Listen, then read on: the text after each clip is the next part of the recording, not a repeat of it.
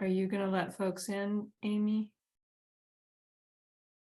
Yeah, I just want to share my screen, and then if someone wants to let people in once I share my screen, that'll be Yeah, great. I can go ahead and let folks in.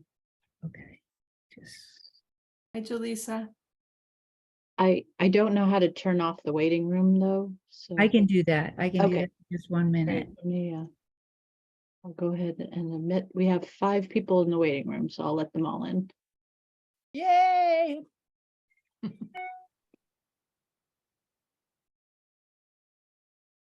I think I was muted, Lisa. Oh, okay. Hi. Hi there. Welcome waiting from the waiting room, everyone from the waiting room.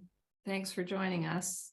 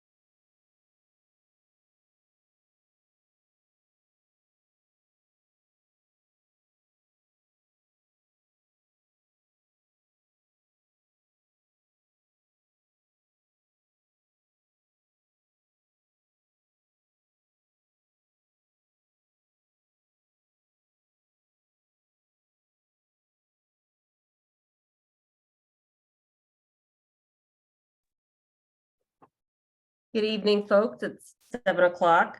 So we're going to get started with, as I know some folks are still joining, but I just wanted to thank everyone for joining us tonight. This is the Bigger Than Racism, Understanding Racialization and Structural Advantage in Wellesley and Beyond. I have a few prepared comments just to open the meeting up. So I'd first like to take the opportunity to acknowledge the Wellesley Diversity, Equity, and Inclusion Task Force, Babson College, and the League of Women Voters of Wellesley for their support and co-sponsorship of this event. I'd also like to extend an expression of gratitude to both Babson College and the Wellesley Select Board for their funding commitment towards this workshop.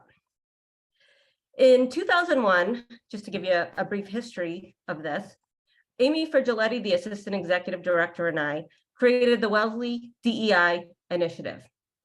With the assistance of Stephanie Hawkinson, our Public Information Officer, we set out to chart a path for the work needed for Wellesley to become a more inclusive and equitable community. We sent out applications and we had over 40 people apply to participate on the new DEI task force. 20 people were selected, representing a cross-section of the community, agreed to serve on the task force. These volunteers bring a broad range of identities, perspectives, and life experiences to this work. Part of our charge was to develop and identify a framework and work plan supporting the goal of racial equity and to establish community guiding principles and practices to support anti-bias, non-discriminatory, and anti-racist behaviors and attitudes.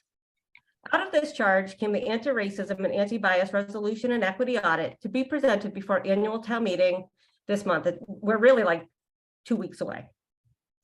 The resolution pledges to transform institutions, policies, and procedures and the workforce to reflect and honor diversity and seek funding for an equity audit to help us undertake this work. We hope this workshop will provide important context for the warrant article, which is Article 17. The key objectives of this workshop are really to explain what racialization is and how it can create structural advantage that lead to sustained inequalities, even without the presence of racism. To identify the mechanisms of structural advantage that reproduce racial disparities and shape communities such as Wellesley, and to discuss how a town can address inequity in a way that supports everybody. So just to set the stage for this evening. So this workshop is 2 hours long. We are expecting a 1.5 hour presentation and 30 minutes of question and answer. This presentation is being recorded and live streamed. We will stop recording when we begin taking question and answers. So if people would like to participate in that, we encourage you to jump on the Zoom because if you're just watching at home, you will not be able to participate. If you would like, during the presentation, if you would like to share questions, please share them via the Q&A function on your screen. It's in different places, but typically found at sort of the bottom center. We'll do our best to answer all the questions during the Q&A portion of the workshop. You'll also have an opportunity to raise your hand and ask questions at the end. Questions specific to the presentation will be answered first. And then if we have time to answer questions specific to Article 17 and the resolution, as well as the equity audit, we're happy to do that afterwards. Just a few other technical points I just wanted to raise. We do have closed captioning available for this meeting. You're able to click that if people would like to have that on their screen, and you can always download that after the fact. And okay, I already mentioned that if you really want to participate in the Q&A, you really need to register for the meeting and jump on the Zoom. So I have the great pleasure of presenting our presenter tonight. Our presenter is Bird Gass. Bird is the president of the Racial Equity Group. For more than a decade, Mr. Gass has facilitated racial equity audits and advised organizations on how to make racial equity part of standard operating procedure. The Racial Equity Group has worked with public and private sector clients, including Town of Brookline, Massachusetts, the Massachusetts State Health Connector, Texas Instruments, Kenosha County, Wisconsin, University of Virginia, Arlington County, Virginia, and the Department of Defense. Bird also assisted us with some staff training last summer, and it was largely along the lines of tonight's presentation, and it's excellent. So it is my pleasure, and I would like to introduce Bird Gass. Okay, thank you so much, Megan, for the great introduction.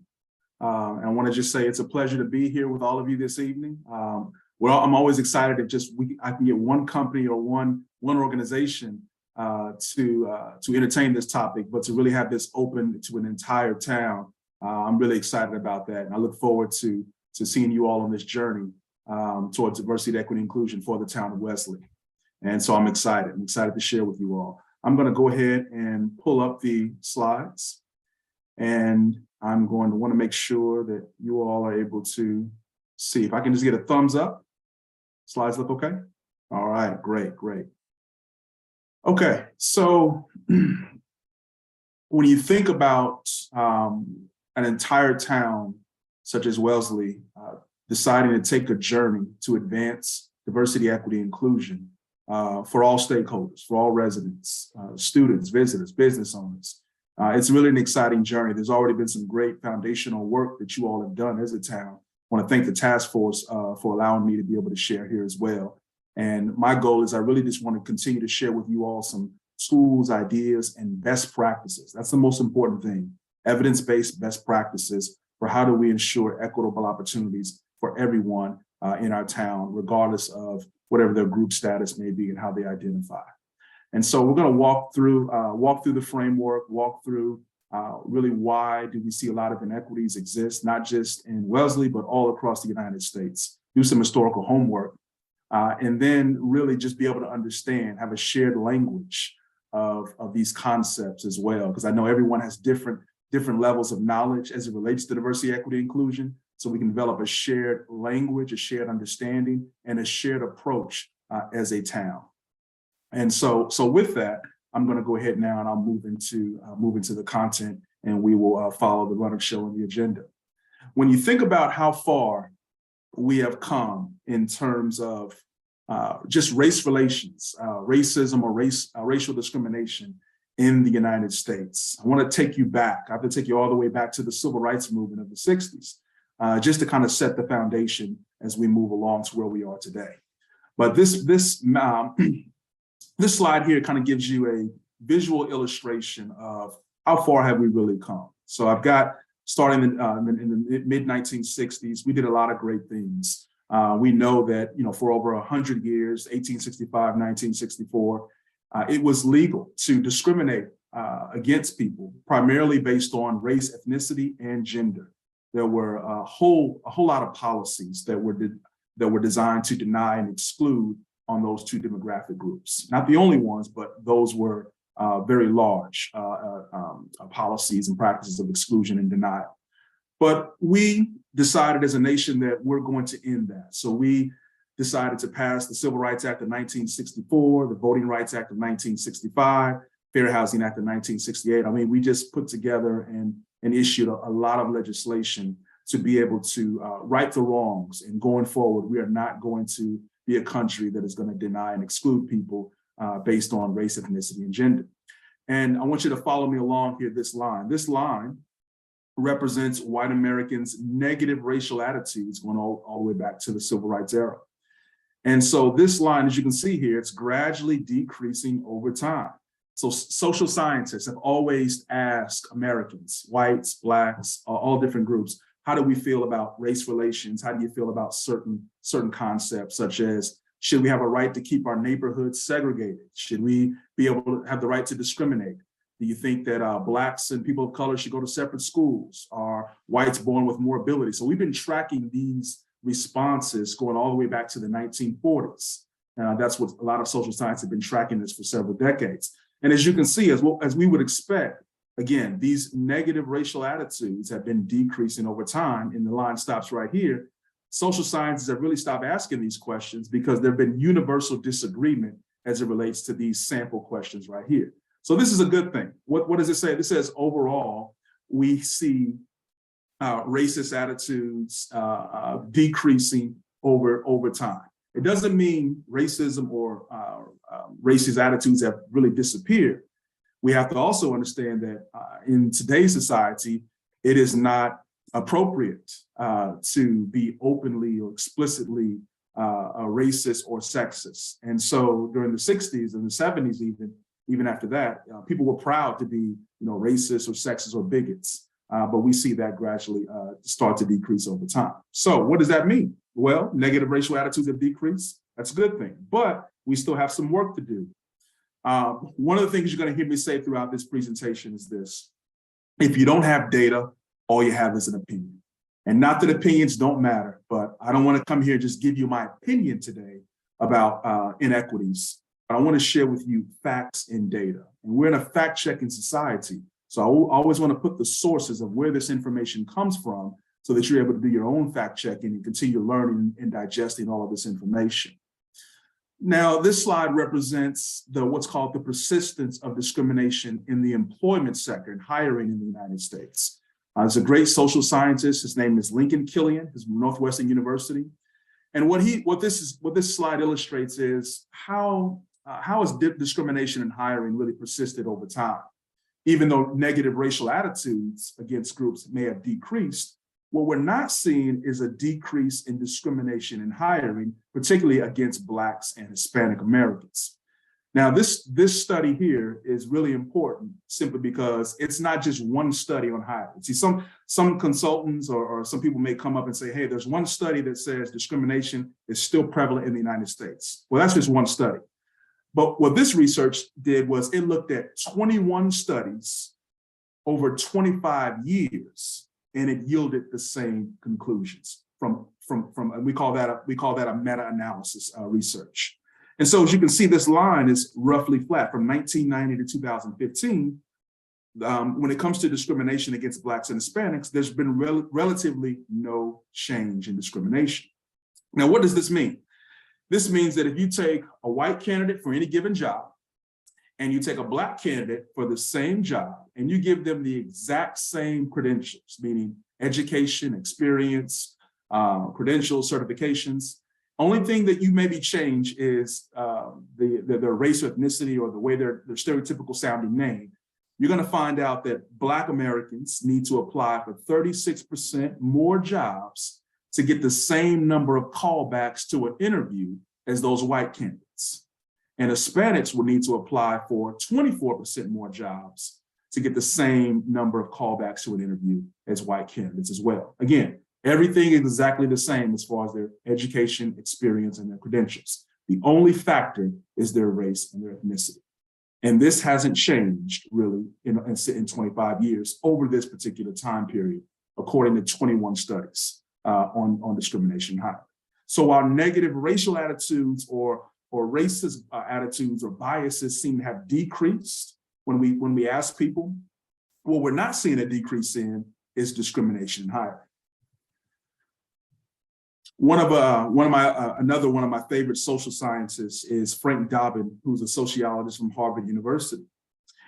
He's probably one of the only handful of social scientists who have done pioneering work on diversity, equity, inclusion, and has data going all the way back to the 1970s.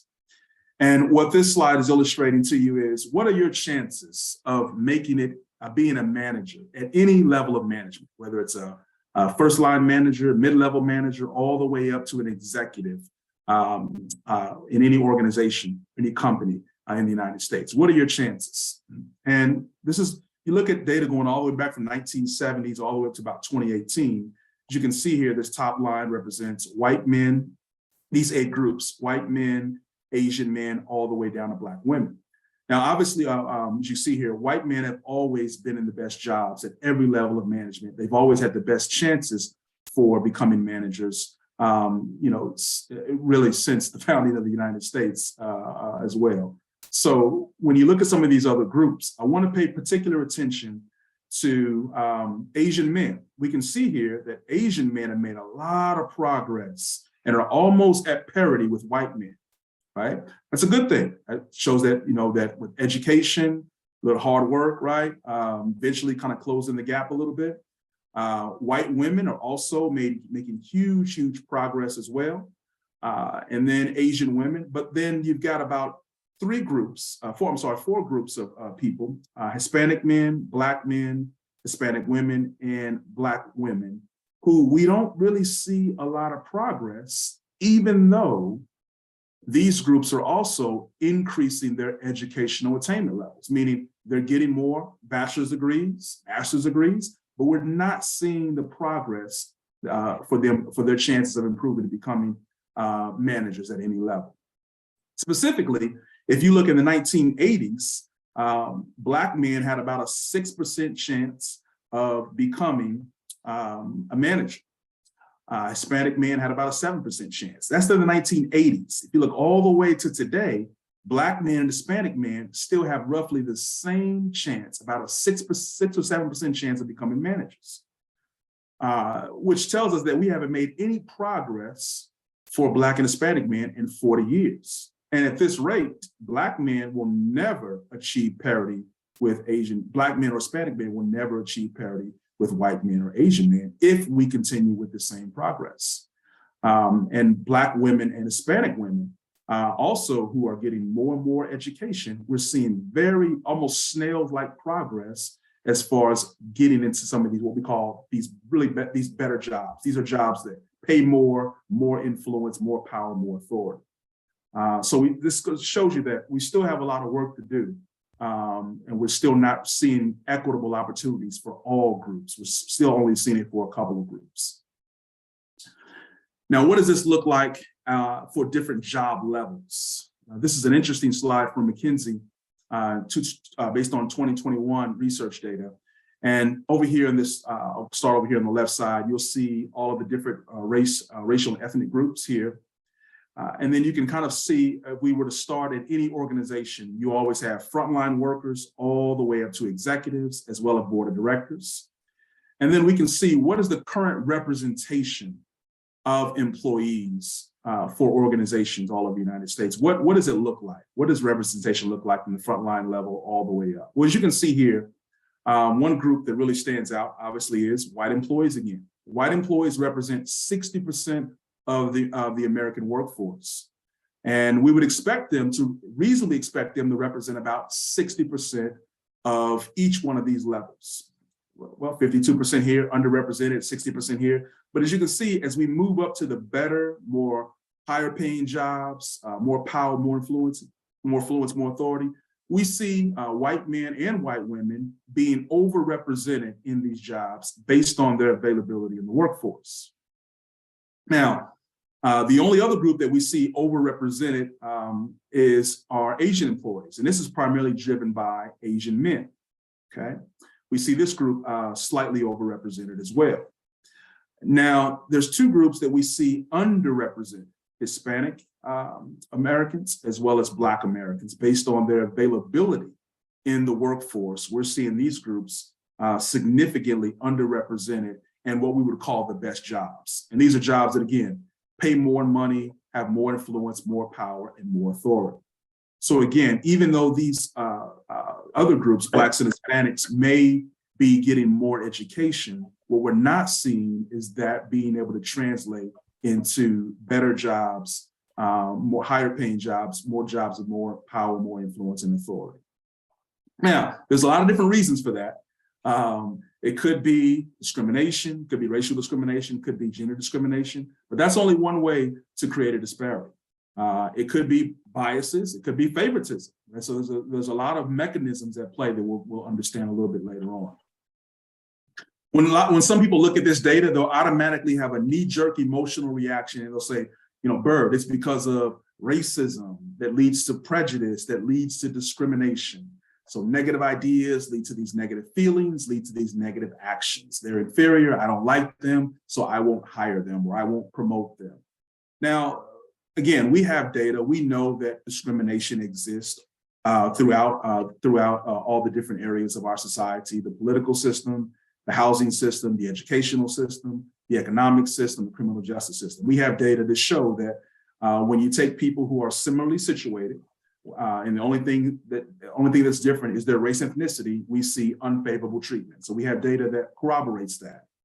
But what I want to share with you all today is that there's something bigger than just racism, prejudice, and discrimination that is producing and sustaining inequities in our society, and that is affecting all of us in a pervasive amount of ways. And so what I want to do today is I want to deepen our understanding of racial inequity. It's not just racism, prejudice, and discrimination. That's why we titled this presentation, Bigger Than Racism. Yes, racism, prejudice, discrimination. If you intentionally deny, exclude, or harm a particular group based on their race, ethnicity, or gender, yes, you can create a disparity. You can create that inequity. But a lot of times we see this. We see racism. We saw it in Buffalo, New York, with the horrific killing of people just because of their race, ethnicity at the grocery store. We've seen it multiple times throughout the United States, through the media, through television. We may have known people who've been victims of racism, prejudice, and discrimination. But a lot of times what we don't see is this larger operating system, this structure that is producing and sustaining disparities as well. And that's how I want to deepen our understanding. And I want to kind of give you a quick overview, then we're going to go a little bit deeper into these concepts, because I know these are going to be new concepts for many of you. So this racialized system, it starts with the concept of racialization. Racialization is when you assign people to racial categories. Now, in the United States, if you go back to the first United States Census in 1790, you're going to see that we've always assigned people to racial categories. They've changed over time, but for the most part, we've always had people assigned to racial categories. When you put people in the racial categories, there's consequences for doing that. You can allow a concept like racism to really do its work. And when people think of racism, a lot of times they think of an individual who is a white supremacist or KKK member, something like that, skinhead, something like that, right? I think individuals.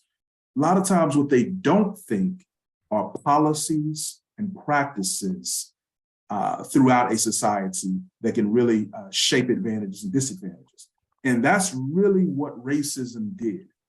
When you think about what racism did for roughly a particular time period, what it did was it structured our society in a way where some groups got structural advantages and other groups got disadvantages, all in the social structures of our society. So some groups got advantages in the political system, others got disadvantages. Some got advantages in the housing system, the economic system, as far as jobs, the criminal justice system, the health, wealth system. Some groups got advantages and others got disadvantages. And what happens is, even if you pass a law, like we did. Remember all the laws we passed in the 60s?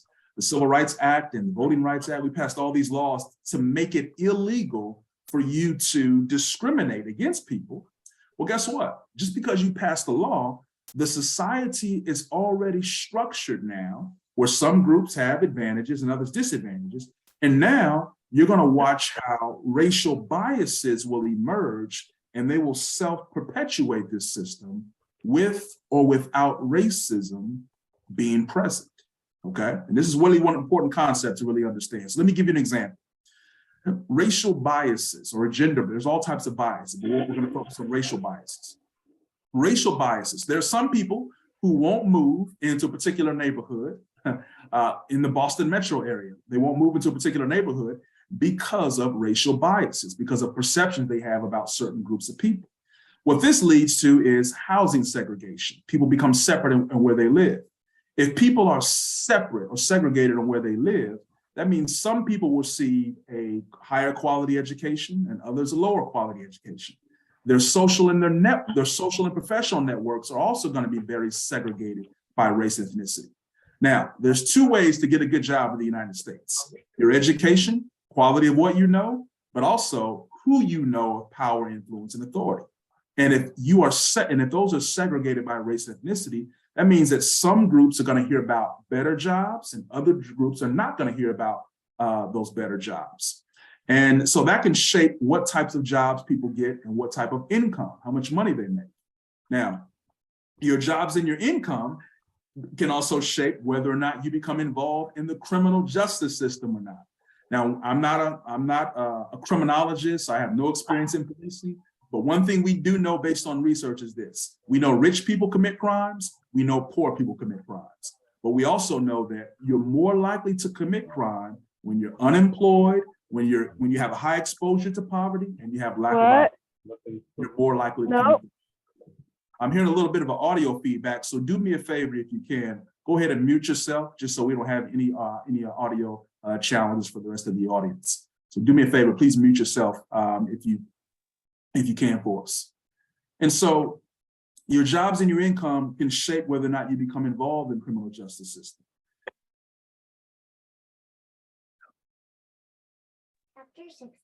Your jobs and your income can also shape your level of wealth and health. One thing we know about the United States is if people who live longer usually make more money and they have more wealth. There's a strong correlation between income, wealth, and health. And so what this does now is that this cycle continues. Some groups, the next generation, their children, they become stuck in a cycle of disadvantage, or they have the opportunity to really grow in a cycle of advantage. And this continues on indefinitely. So that's just kind of a quick overview of what that looks like. Now, let's take it a little bit deeper. What I really want you to understand is the racialized system produces and sustains racial inequities with racism, but more importantly, it will self-perpetuate without racism, okay? Let me say that a different way. Imagine this. Imagine there were no more racists in the United States, 0.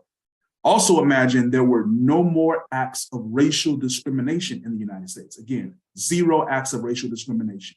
You would find that if there's no more racists and there's no more racial discrimination, why do we still see racial inequities or these disparities in housing and education and all these different areas? Why do we still see these disparities? Well, this goes back to this system is going to self-perpetuate based on racial biases, which are different from being racist or racism. And we have to understand that as well.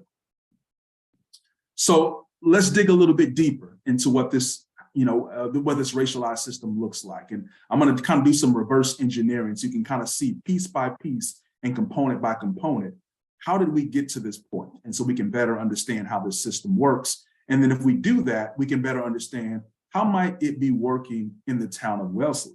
How might it be working at my job? How might it be working in the house, in the neighborhood where I live?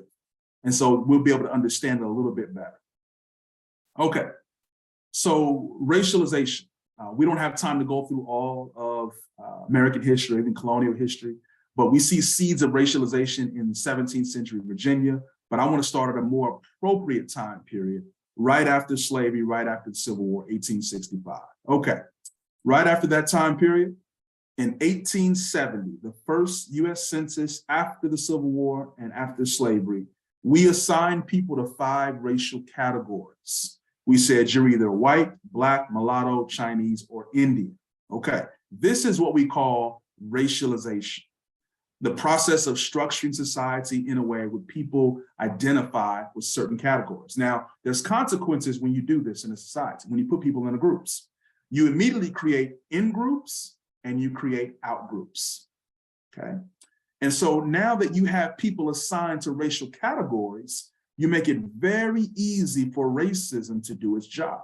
Because remember, racism, how we're defining racism is policies and practices throughout a society that intentionally harm, whether it's deny, exclude a particular racial group. And we can see some examples of how racism began to operate throughout our society once we had people in racial categories.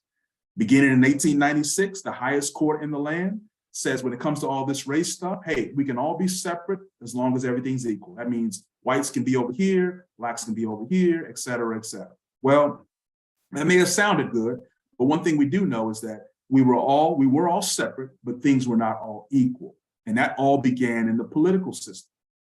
Once things begin to take place in the political system, in other words, once racist policy begins to take place in the political system, it creates like a domino effect throughout other areas of our society. We saw in 1910, what did we see? Cities and towns as well, cities, towns, counties. We started seeing exclusionary zoning policies emerge as early as 1910 and really becoming popular after 1910. And so now you have entire cities, towns, counties saying that if you belong to this racial group or ethnic group, you cannot live in this county or this city or this town, or you have to live on a certain side of the city or town or county. 1905, we saw racial restrictive covenants begin to emerge, and they really became popular. A racial restrictive covenant is a clause in the deed of your house that tells you who you can sell your house to based on race, ethnicity. We're going to see how this has impacted Wellesley and as well as other towns in the Boston metro area later on as well. So you see how the political system, racist policies in the political system begin to shape the housing system, where people live. And if you shape where people live, you can shape the quality of the education they receive. Okay? Now we start seeing segregated public facilities, segregated housing in schools. So this is just an example of how racialization and racism began working together. Remember, racialization, assign people to categories. Now, once people are assigned to categories, you can use policies and practices to say, well, this category of people, they get these advantages, and these categories of people, they get these disadvantages. So it's very easy to distribute advantages and disadvantages once you have people assigned to racial categories and groups. There were voting laws. We decide who's a citizen, who's not a citizen. We use race and ethnicity to decide who was a citizen, who was not a citizen. So again, that's how this is working very early on, distributing advantages and disadvantages to these racial categories. And that's what racism really did. Now, politics shapes everything. And you say to yourself, well, maybe people should just get out and vote and change, things will change and things will get better. Well, some groups, according to Nicholas Stephanopoulos, one social scientist, has really talked about the concept of being politically powerless. And so let's look at the data. When you think about the amount of political power at every level of government, so local government, whether it's local or towns, whether it's state or federal, this is the current representation in 2019. One that really highlights is white men. Remember, white men are only 30% of the United States population, so 30%. However, white men are 62% of elected officials at every level of government.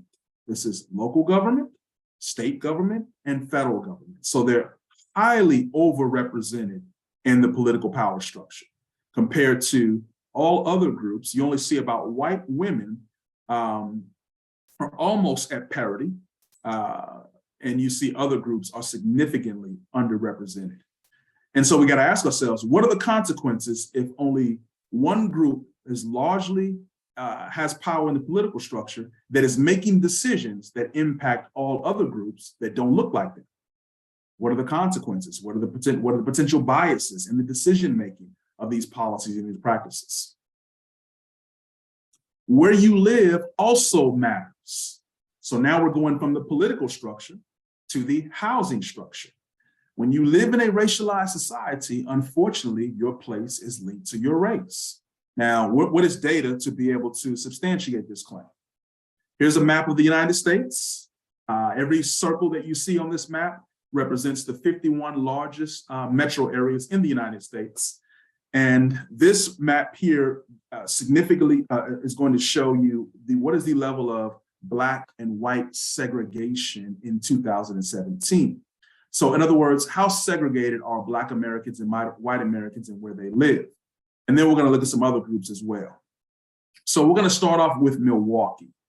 They have what's called an index score of 79.8. Now, what does that mean? Social scientists use a concept called the index of dissimilarity. And it's on a scale of 0 to 100. So the higher the index score, the closer to 100, the more segregated a city is by race and ethnicity. The lower the index score, the closer to 0, the more racially integrated a city is. So in 2017, Milwaukee, Wisconsin had an index score of 79.8. That means if you were to visit Milwaukee, drive around the city, you'd notice that 80% of whites live on the north side and 80% of Blacks live on the south side, even though the city's more likely about 45% white and 40% Black. So we would expect neighborhoods to be about 45% white and about 40% Black. But in other words, we see heavy concentrations of 80% over here and 80% over there. Now, if you look at Las Vegas, you see about half the level of segregation as well. Now, I pulled some data for you all manually to make this more relevant. What is the Boston metro area's level of segregation? We're at 65. And as you see down here on our scale, that's what's considered high level of segregation. What that means is in the Boston metro areas, 65% of whites are heavily concentrated in certain areas, whether it's towns or certain sides of the city of Boston or certain areas, and then 65% of blacks are concentrated in other areas. Now, compare that to 1980. In 1980, the index was a score of 80, so about the same as Milwaukee in 1980. So it's decreased some, but it's still considered very, very high segregation, okay? Now, what does it look like for other groups? Well, we're very segregated in where we live. The average white resident lives in a neighborhood that's about 71% white. The average black resident, blacks and Hispanics both live in neighborhoods that are majority black and Hispanic. And the average Asian American resident lives in neighborhoods that are majority white and Asian. But white Americans are the most segregated of all racial groups, where they live in neighborhoods that are about 71% white. Now, I want you to think about this. Why do you think we are so segregated by race and ethnicity? I want you to kind of think about that. Why are we segregated? Okay. Now, I also wanted to pull some data to show you how not only are we segregated by race and ethnicity, we're also segregated by race, ethnicity, as well as income. And we're becoming more segregated by income as well. Now, I wanted to highlight Boston here. So what does this data here mean? Well, first of all, this is what we always hear about: concentrated areas of poverty. You know, we hear about poor ghettos or things like that, concentrated areas of high poverty. A lot of times what we don't hear about are concentrated areas of affluence. And so what we have here is there's some research done by Edward Gowitz from University of Minnesota. He's looked all across the United States and some of the top metropolitan areas of the United States. We wanted to see how many areas of concentrated affluence did certain metropolitan areas have. And what makes an area concentrated affluence? Well, his criteria was any neighborhoods, towns, or census tracts that were at least 90% white, and they had income that was greater household income that was greater than 200,000. So any neighborhoods throughout these metropolitan areas where they were at least 90% white and they had incomes that were greater than 200,000. Well, Boston led the nation in the number of concentrated areas of affluence. And many of these are more likely some of the metro area towns and cities and the Boston metropolitan area. They had 77 racially concentrated areas of affluence, the most nationwide. And this gives you, this here shows you what does the Boston metropolitan area represent, these cities, these counties, et cetera, right here within the list. So we have to ask ourselves, and as you see for Boston, about 44% of whites live in census tracts, neighborhoods, areas that are 90% or more white and have household income that's greater than 200,000. So we see a lot of segregation by race and ethnicity, but also even by income. So it's almost like you have people who are white or upper middle class or rich, however you want to define that, all live in this area, and people that are poor and non-white live in this area. Now ask ourselves, what are the consequences if all of the affluent are living over here and they're all primarily one particular demographic group, and all of the middle class or poor people live over here and they're all concentrated? What are the consequences in the society if those two groups are segregated? Well, again, first of all, we got to ask ourselves, why are we segregated? Is it personal income? Is it personal preference? Is it policies or practices? It could be a combination of all of those things, but I don't think we realize how powerful policies have been. Okay, let me say that again. So why are we segregated? Sometimes it could be income. I would like to live in this area, but my money says I have to live over here, right? Sometimes it's personal preference. Maybe I'm just comfortable because I've always lived in this city, or I've always been around this neighborhood or this area or this town. I've only been seen or heard about certain areas that I know that I'm familiar with. Or maybe it's policies and practices that are still discriminating against people, that are keeping people out of certain neighborhoods. And so I don't think we understand how powerful policies have shaped all three of those. So I want to give you some examples of how policies have shaped incomes, past incomes, present incomes, as well as preferences as well. Okay, racial restrictive covenants. The first one was not in the South, like many people might believe, wasn't in Mississippi. The first racial restrictive covenant was in a familiar town, I'm sure, Brookline, Massachusetts in 1855. What did this racial restrictive covenant do? What is it? Well, remember, it is a clause in the deed of a house that says restricts who you can sell your house to by race and ethnicity. And in 1855, it was restricted to Blacks as well as Irish. So Brookline excluded Blacks and Irish from being able to buy homes in certain neighborhoods within Brookline. Now, eventually that changed, because if you know anything about Brookline today, they have a strong Irish population in Brookline. So this is where it goes back to, at one point in the United States, Irish were not considered white. And then at some point, Irish, as well as Italians and other groups, were absorbed into the white category, okay? You can see some examples. I just wanted to give you some of the language. You can see where this first racial restrictive covenant came from. It wasn't just in Brookline, though. It was all over the United States. It was all over the United States. They kept certain groups from living in certain communities. Are you familiar with a concept called warning out? I want you to think about that. A concept called warning out. You lived in towns, and you lived in Wellesley for a while, lived in the other towns. Have you ever heard of the concept warning out? It was a concept that was used in a lot of Boston metro area towns a long, long time ago. I did some historical research on this, and I found that the town of Lincoln, we know, was one town that began the concept of warning out Black families 10 years after it was incorporated as a town.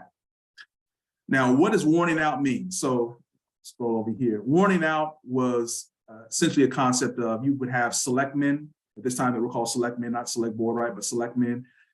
If they felt that anyone was in the town was considered a quote unquote an undesirable, whether or not they were going to be, you can read it, some of it here as well. They would confront Black families whom the town believed would become public dependents, and they would warn them to move out of town. So not only Lincoln had this concept of warning out, there are several towns, because a lot of the towns, they talk with each other, the selectmen talk with each other, they copy and pasted concepts to grow their towns and how to lead and run their towns. And yet many towns that use the concept of warning out. Some towns have the records in their historical records that you can pull it up for warning out, but other towns may not have those records. So we know it was racial restrictive covenants was one. This practice of warning out was another concept. But also some people say, well, maybe, Bird, it was just, Black people wanted to live around Blacks and whites wanted to live around whites and Chinese wanted to live around Chinese, but that wasn't the case. We have data even going back to the 1960s, late 60s and 70s from the Boston Urban Foundation. 30 to 40% of Blacks who live in Boston would like to have moved to the suburbs or some of these towns and cities that are outside of Boston. But many of them were afraid for the treatment of their kids. They didn't think they would be welcome. They'd be accepted. Felt like they might be harmed in some type of way. And again, this is data and surveys going back from the late 60s and mid 70s as well, that we see this data. So it wasn't just that, groups like hanging around each other. People would relocate for jobs, better communities, better schools, et cetera.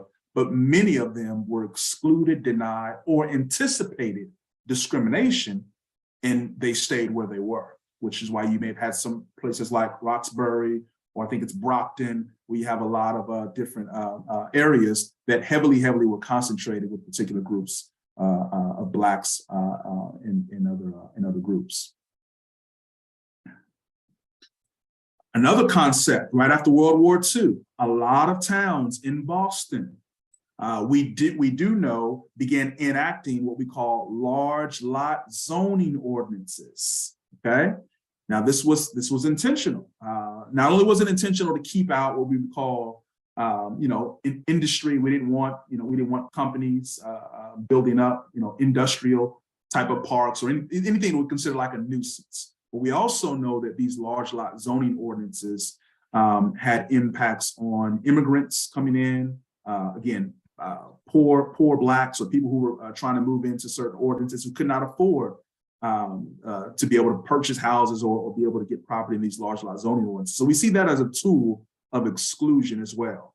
Again, we know towns like Lincoln, Weston, other towns, Brookline as well, began enacting these large lot zoning ordinances where if you were going to build a home or have a home, it had to be on this large lot and within the zoning ordinance. Here is a map, what we call a redlining map. This is another concept. So what are some concepts so far? Racial restrictive covenants, warning out, okay?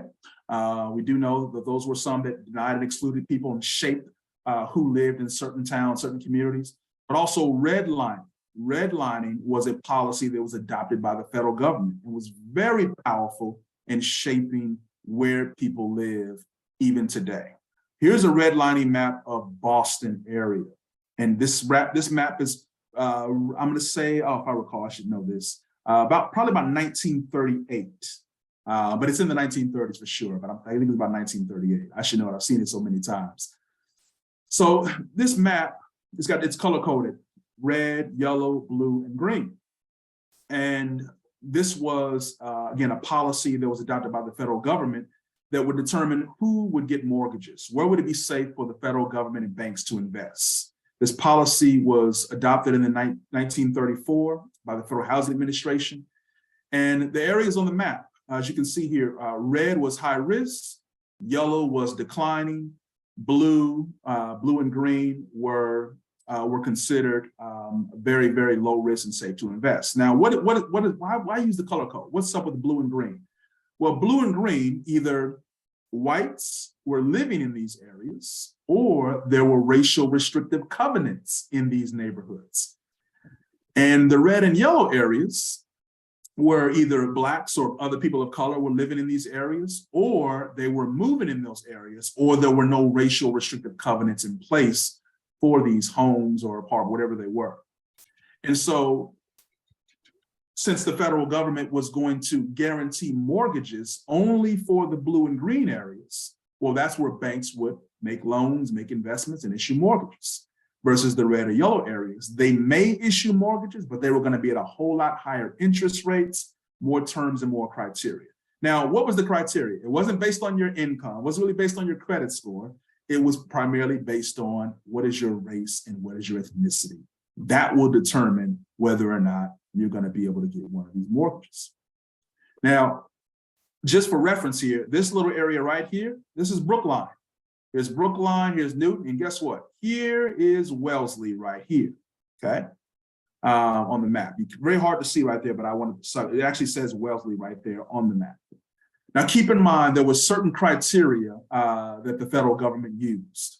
You had to have a certain population level to really have it color coded, which is why you don't see the colors really expand out to some of these areas as well. Probably a lower level population, maybe more farmland, again, not a strong population compared to more Brookline, more Boston metro, Boston area, city of Boston right in this area here, which is why you see that. Now, what's important to understand about this is that these map colors became an appraisal system and really shaped where investment went and where de-investment went.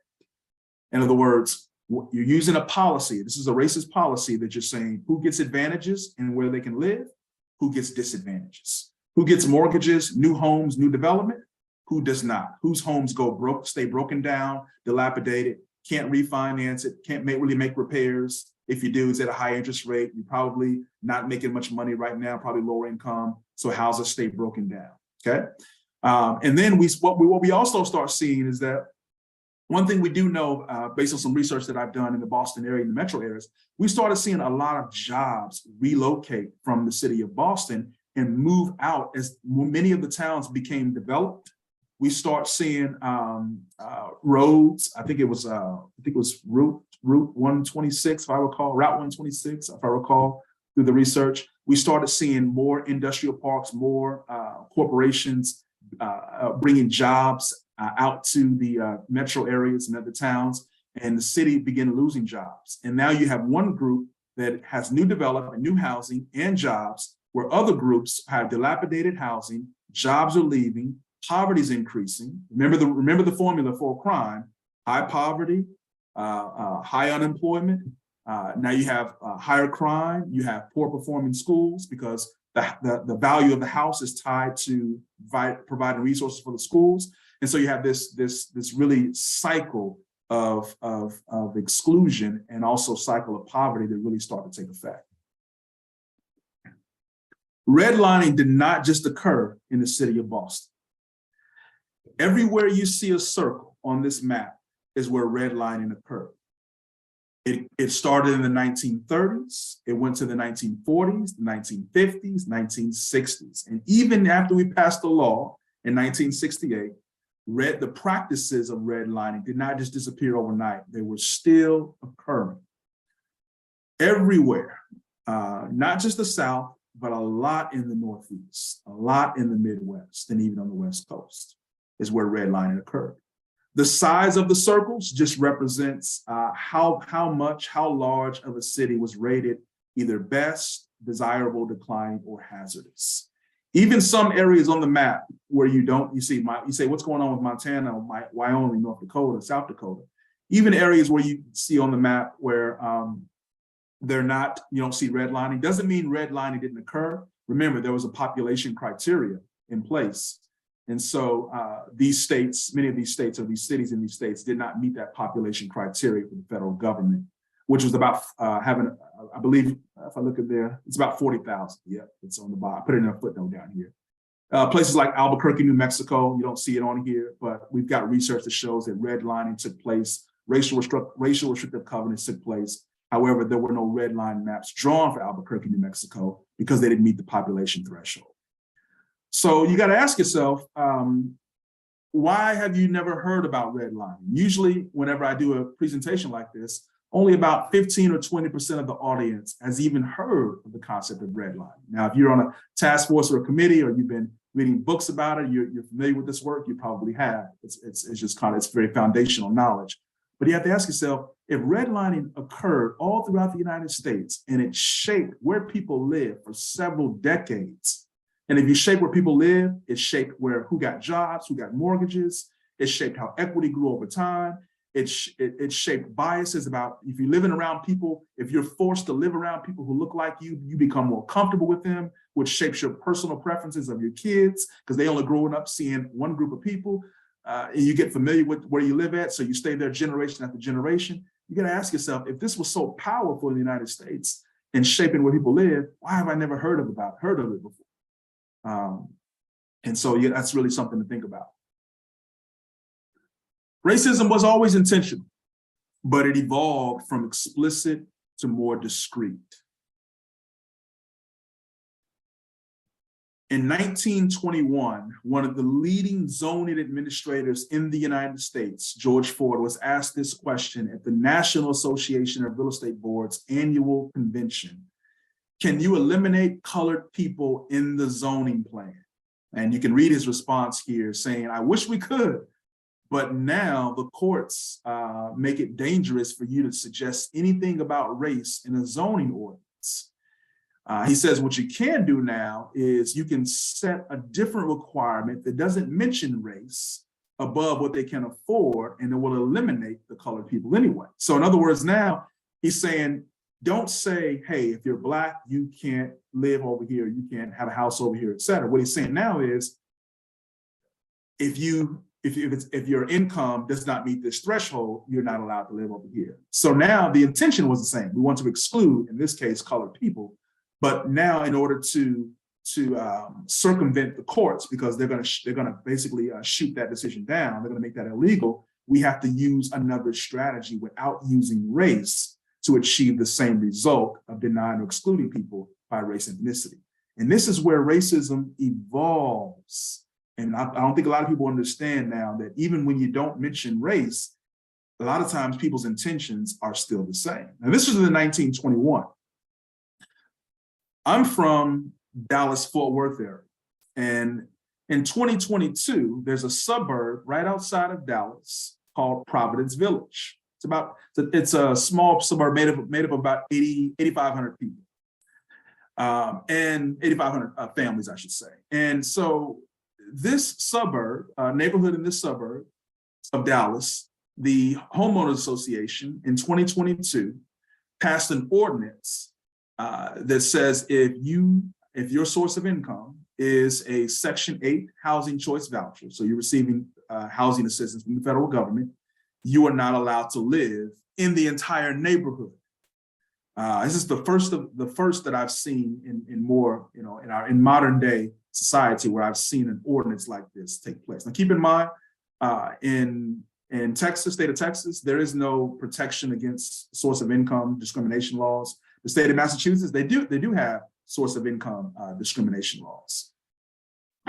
So what this means is 93% of the roughly 160 households in Providence Village who have Section 8 vouchers, 93% of them are Black families, primarily single Black moms who have tried to leave high poverty, high crime areas in Dallas to better neighborhoods, better schools, et cetera, better jobs, but now are being excluded just because of how they pay their rent. Not if they can pay their rent, but the source of where they're getting their money from to pay their rent. And again, you got to ask yourself, 93% is going to one particular group. So this group is going to be overwhelmingly burdened and evicted from this particular practice. Now, what about Massachusetts? What about Wellesley in particular?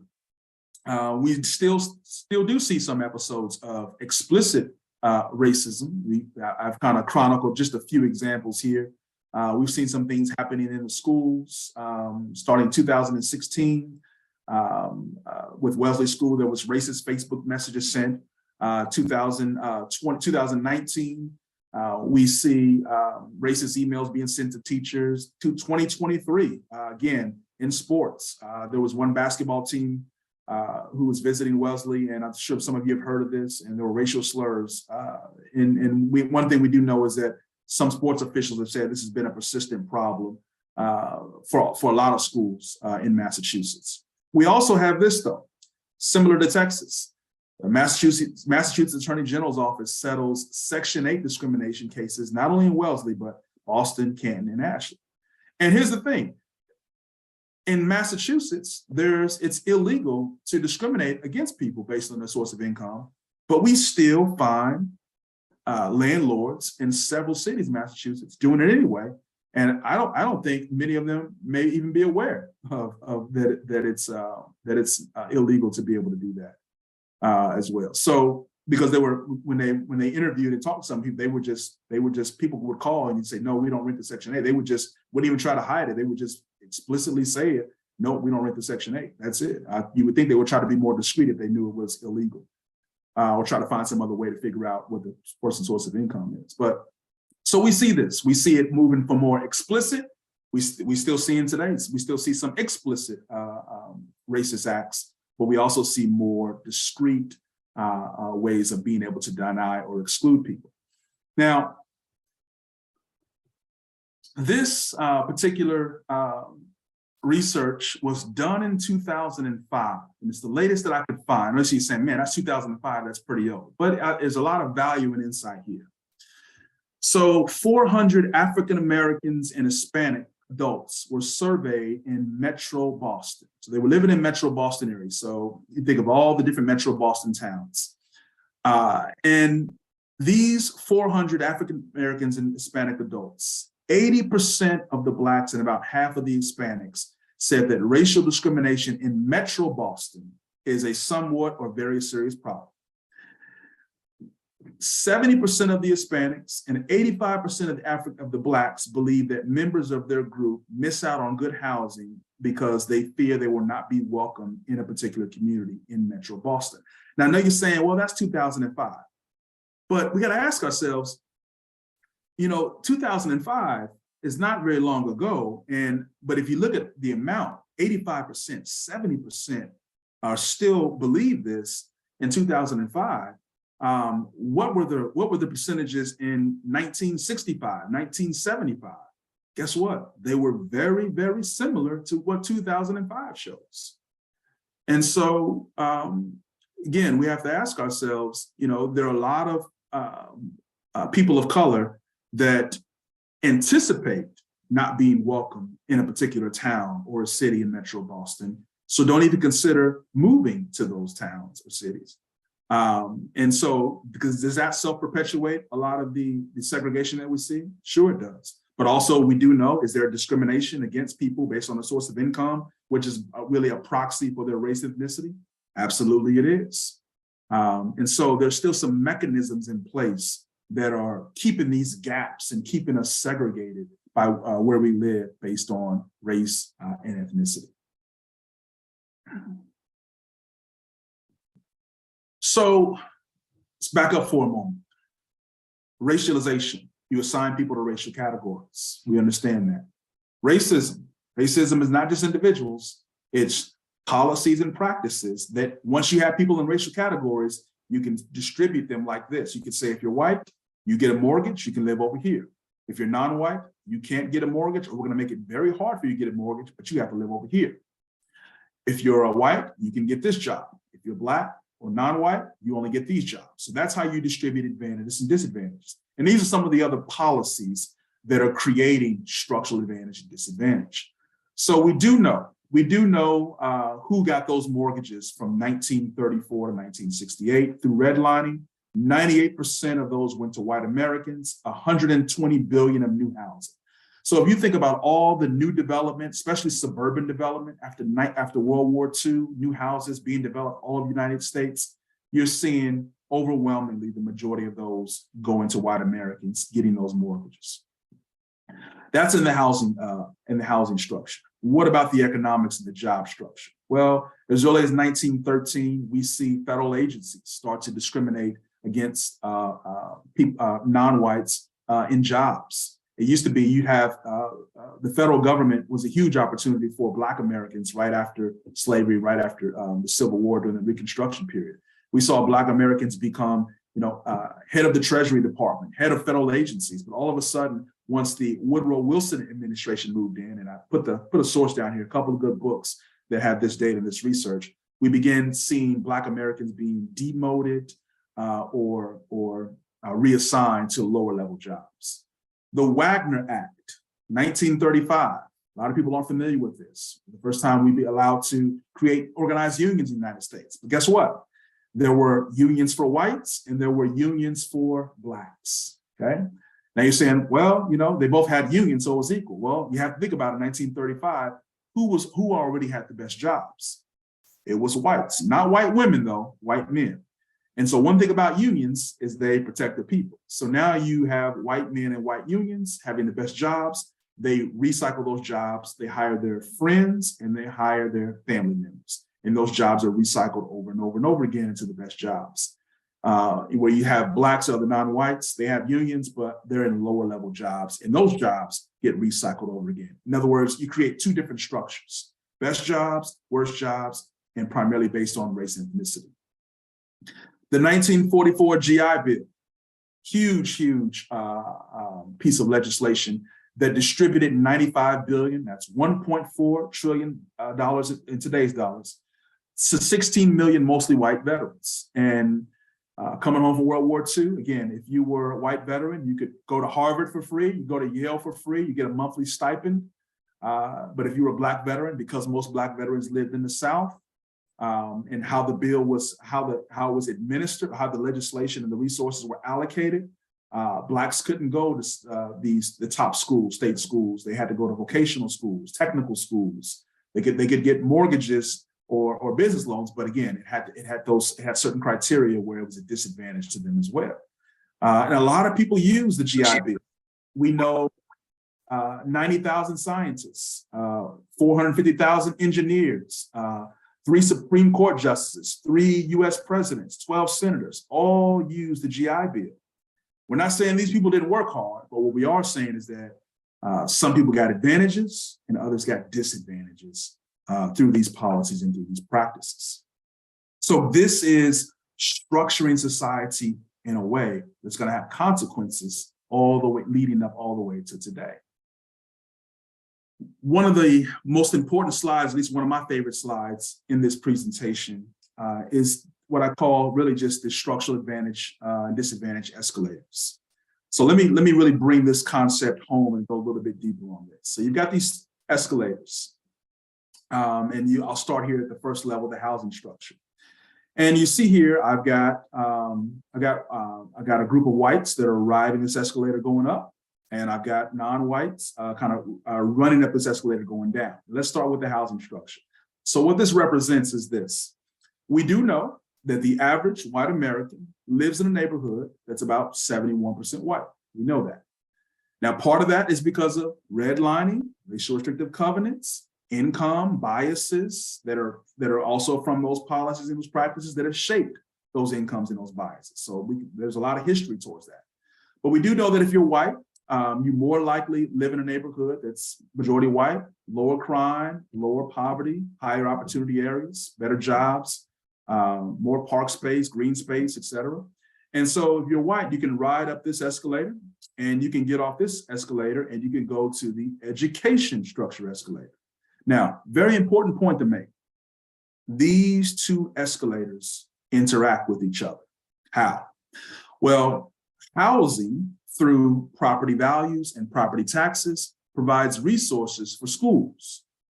And usually we tend to see higher property values, more property taxes typically, more resources to hire the best teachers, better after school programs, honors classes, college readiness programs, et cetera. One of the things, and I'm not sure if it's in every single state, but one of the things I do know is that if you just Google the top performing schools where I am in the state of Texas, you're going to find out that the top performing schools are usually always located in affluent areas. And part of that is resources for those schools. And so what this means now is where I live can shape the quality of education that I receive. Now, also, if I'm white and I'm going to school, I'm meeting other people that just happen to be white. Not because I dislike people of color, but because I live around whites. I go to school with whites. I go to church with whites. Grocery store. I mean, everybody, just because we're so segregated, right?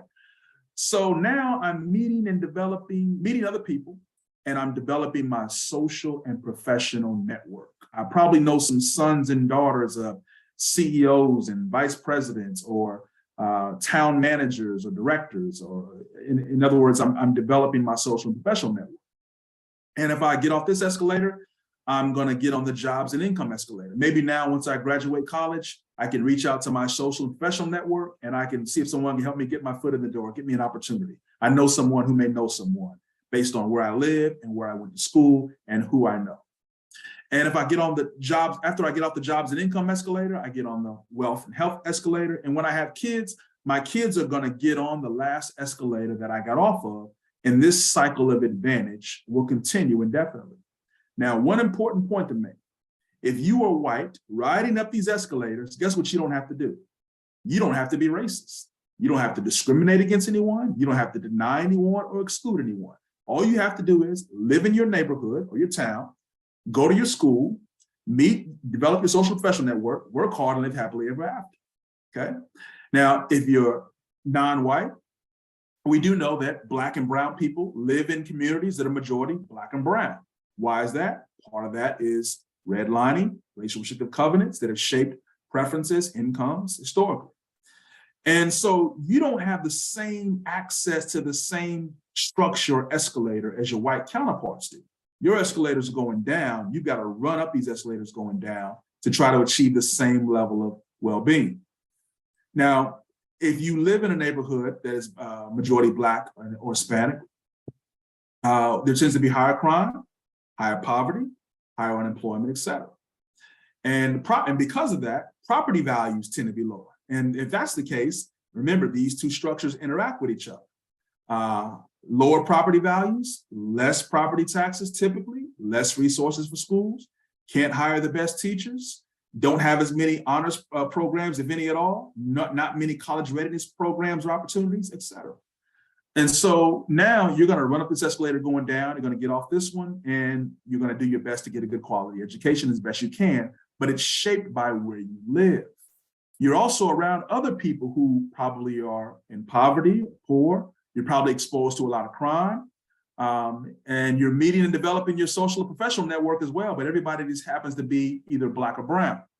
So there are probably not any sons and daughters of CEOs, vice presidents, anybody who's a town administrator, et cetera.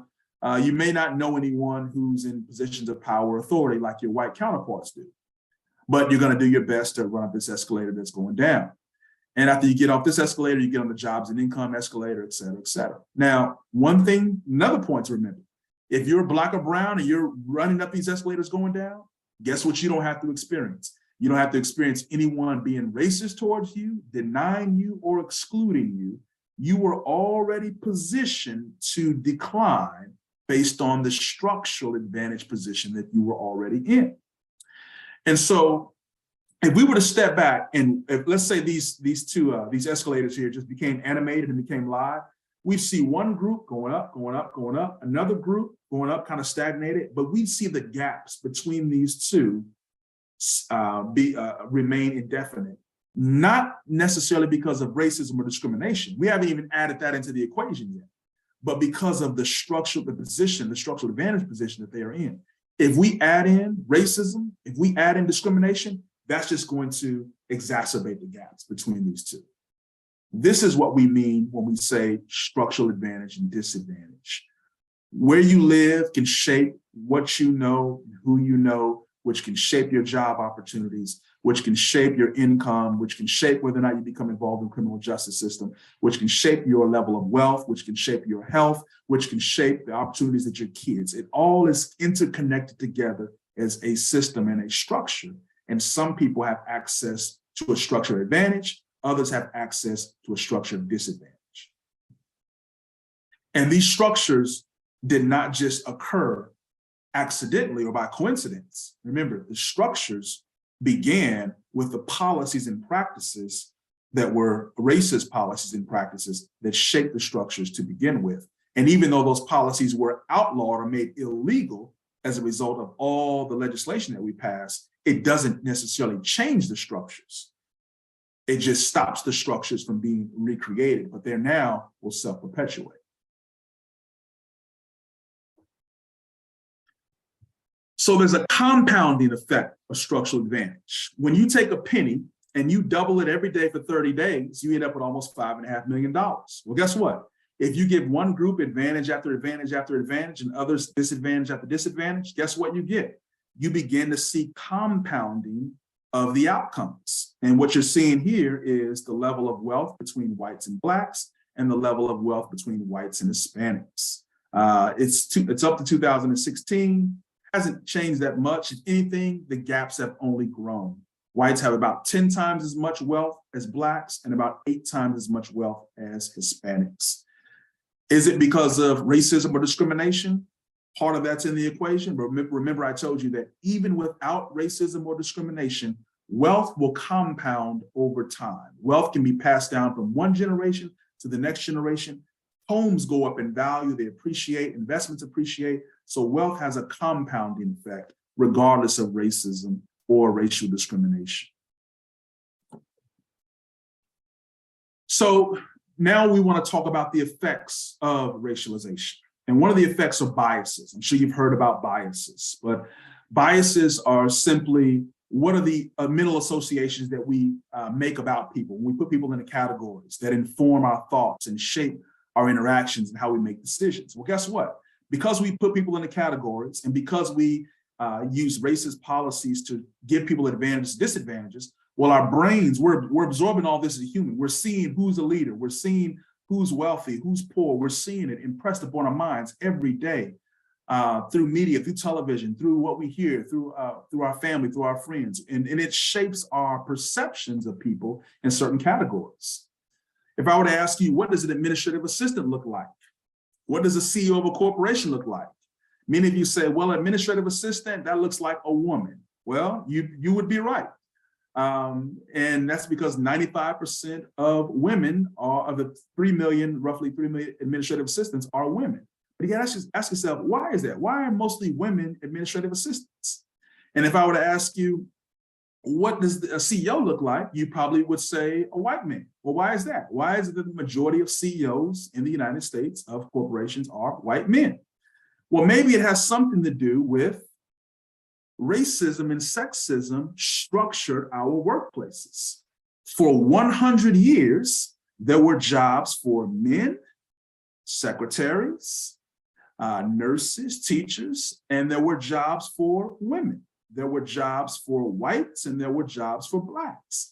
And so this is an example of policies structuring our workplaces by race and gender. And so now you have it to where some men don't even think about applying for an administrative assistant position because that's considered now a woman's job or nurse or teacher.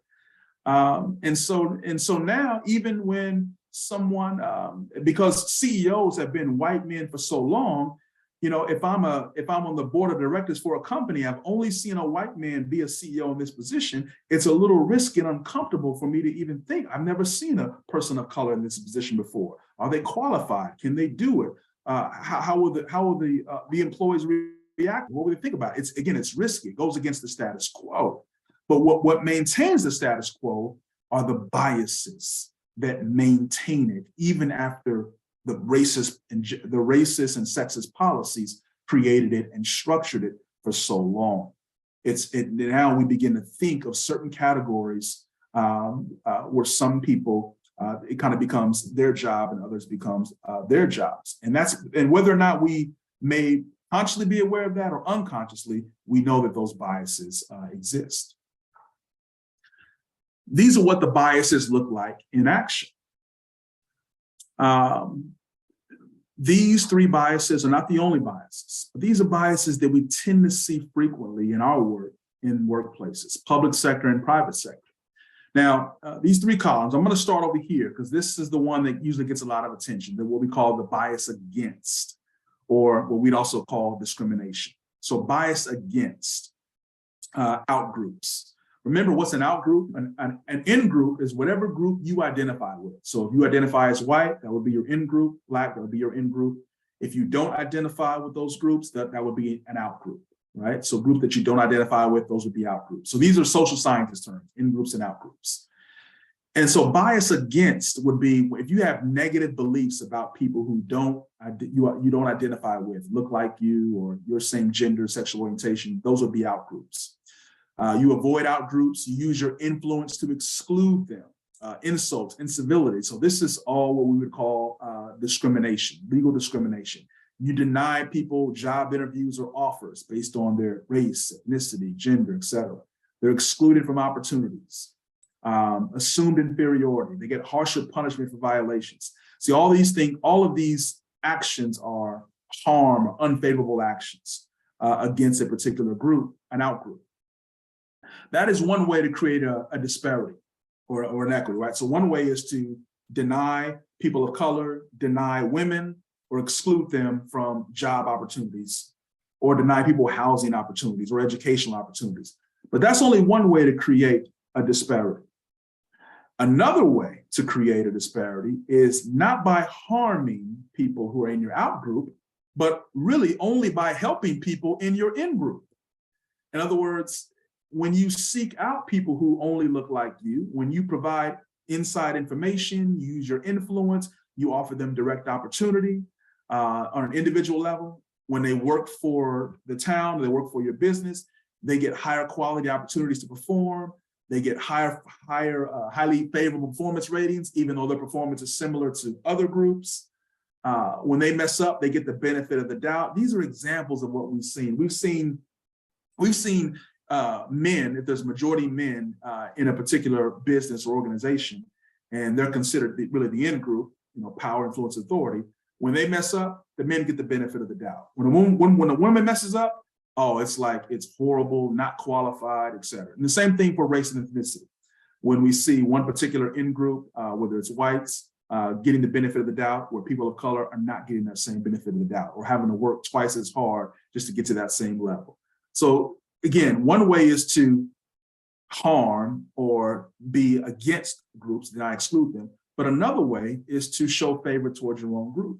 Now, how would that happen? Well, If you live in an area, let's say an area that's concentrated affluence, in other words, if you live in an area of high income and everyone looks like you don't have to go out. You don't deny, exclude anybody who doesn't look like you, because there's probably not anybody who doesn't look like you that doesn't live in your neighborhood. Maybe everybody is all white. And so because white men are in positions of power and influence, guess what? White men help other white men. Why do they do that? The same reason that Black men help Black men, Asian men help Asian men, etc. People help who they know, who they live around, who they go to school with, who they go to church with, who they play golf with. It's part of their social and professional network. But it just so happens that because some groups are at certain positions of power, influence, and authority, when they help each other, because they're so segregated in their social and professional networks, their help really matters. Other groups, when they help each other, it's minimal in its effects throughout the overall society. And so what is the data, again, to corroborate this? Well, look at our social and professional networks. This is from 2020. White Americans, their social and professional network is 92% white. Blacks, it's almost 80% Black. Hispanics, majority Hispanic. Asians, majority Asians. Well, what's wrong with that, Bert? What is wrong if whites like hanging out with whites and blacks, Hispanics like hanging out with Hispanics, and Asians like hanging out with Asians? Guess what? There is nothing wrong with that at all. But there are consequences to that if 70% of jobs are found from social and professional networks. And what are the consequences? That means that some groups will only hear about management level and up jobs, and other groups will only hear about lower level jobs. And that means you're going to see some groups that are always in management, vice president, executive jobs, and other groups always in frontline jobs or mid-level jobs, et cetera. And it's going to self-perpetuate.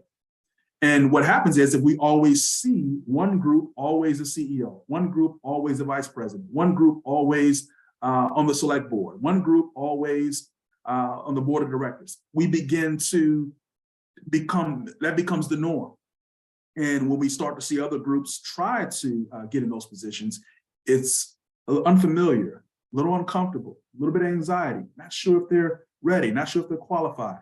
All these thoughts can run through us, whether we realize or not. That's part of our biases. We're not all racist. We do know that. But one thing we do know is we are all biased. And that's because we are all human. And we have to understand the consequences of what racialization did and how it impacts us even today. So this is the racialized system as we get ready to close out.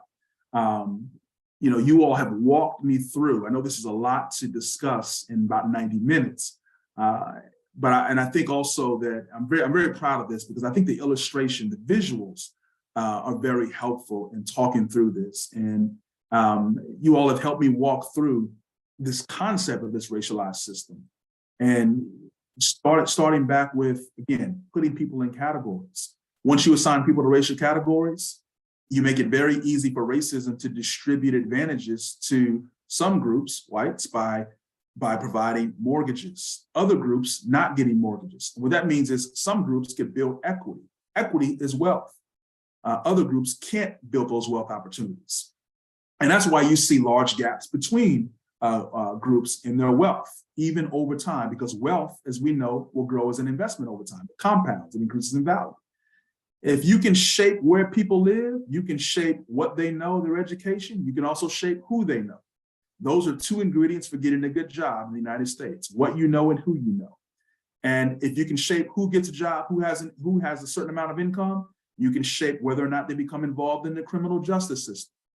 And if you can shape who becomes involved in the criminal justice system, you can shape their health outcomes, their wealth outcomes, their next generation, their children, their family outcomes. And how everyone is positioned in our society. If we see some groups over and over and over getting arrested, committing crimes, others always CEOs, always in positions of power, influence, wealth, authority, our biases begin to associate this group as positive and this group as negative. And because of that, it becomes a self-perpetuating system that will reinforce the positions of all the different groups in these social structures of our society. The biases will sustain it, even if the law makes it illegal for us to discriminate against people based on race, ethnicity. The biases will override that, and we will still see the same outcomes and the same inequities. So what can we do? What can towns do to create more inclusive communities by recognizing this racialized system? What can take place? Well, one thing we can do is really figure out what is our current reality. Where are we as a town? And we can do that by conducting an audit to really figure out, hey, where are the inequities, or what we call the disparities that result from what we just saw, structural advantage, biases, where do they exist? And really the whole purpose of doing an audit is, it's kind of like going to the doctor. I've got to first figure out, what are the baselines of my health? What is my blood pressure? What is my cholesterol level? What's my heart rate? I got to figure out what the baselines are to figure out how healthy we are before we start thinking about what a prescription is and what that looks like. And I want to make sure I'm using a data-driven approach. I don't want to just go on opinions about what the town of Wellesley like. Let's let the data tell us how inclusive we are as a town. Not how we feel, not how we think, not what our opinion is, but let's really, really dig down into what the data actually tells us.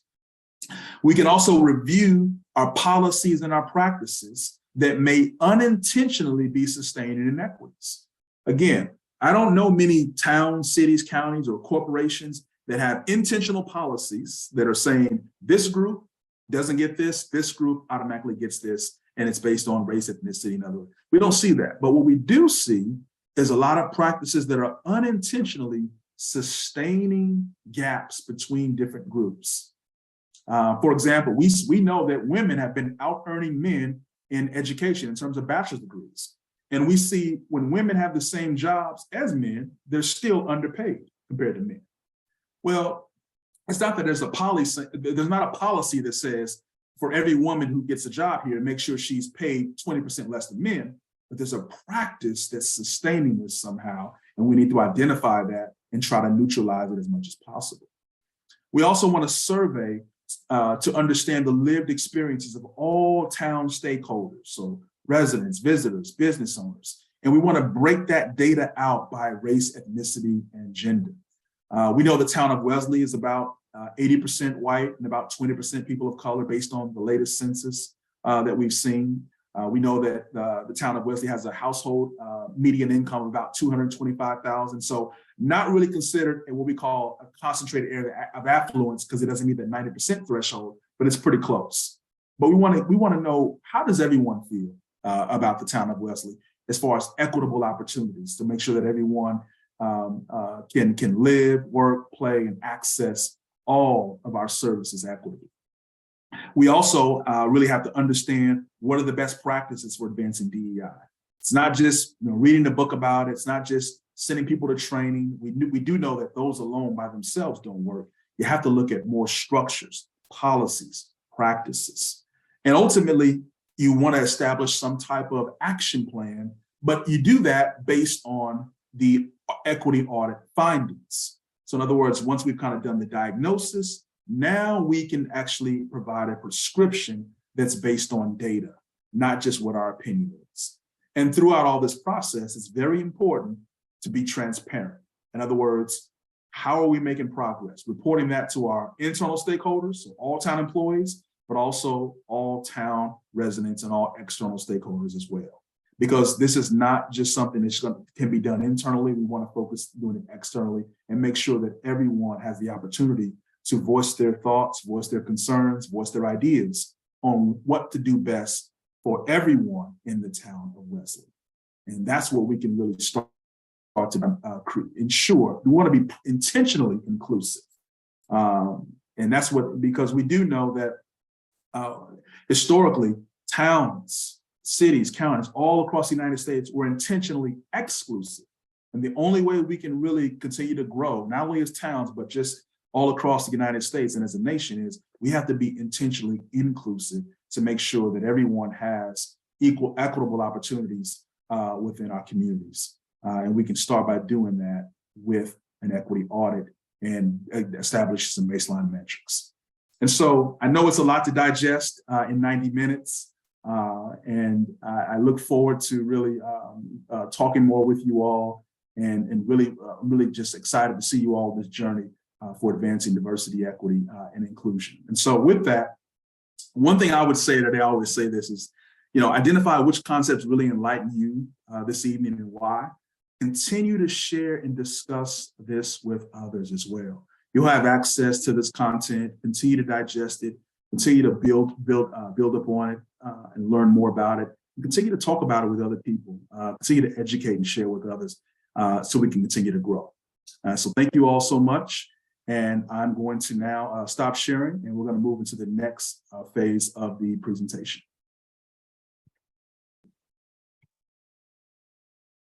And I will turn it back over to Amy. That would be me. Thank you so much.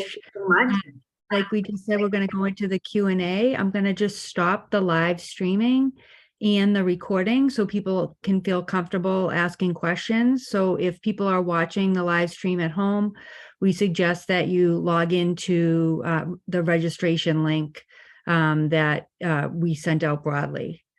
So I'm going to just stop that now. And then we'll start with some of the questions.